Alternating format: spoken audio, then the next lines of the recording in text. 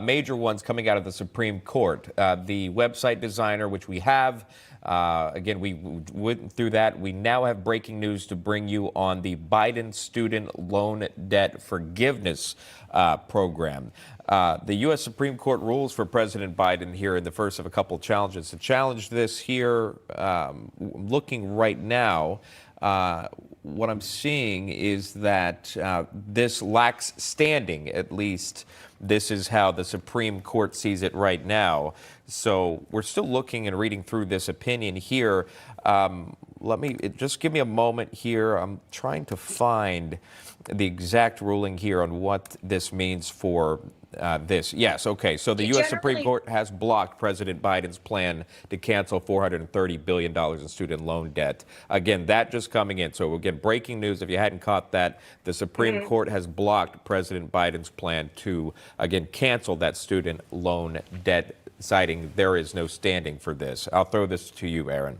Yeah, that's not that surprising. So basically, also having not read the opinion, standing means whether or not you have the ability to bring a lawsuit. So perhaps we're going to have to dig into that further. But this was all done under the guise of the HEROES Act, which was a 9/11 era enactments. I don't know if it was legislation, but I know it was an act, which allowed people who served in the military after 9/11 to receive certain student loan benefits and deferments. So they what Biden basically did, and this is not a legal opinion, it's just sort of what he did.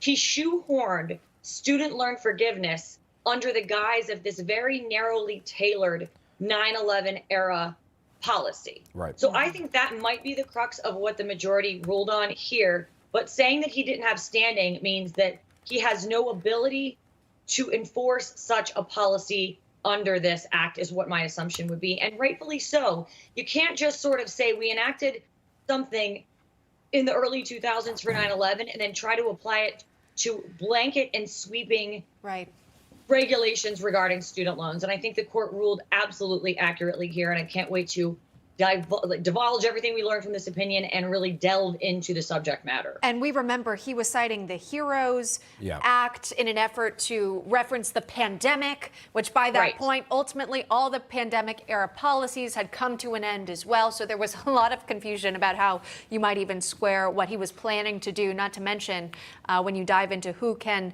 deal with money-related decisions. Congress ultimately would be the ones in charge of that. Again, but you point out this would have to do initially with just standing on the matter. So we're going to wait and see if there's a second part of this plan here. Aaron, thank you so much for joining us. And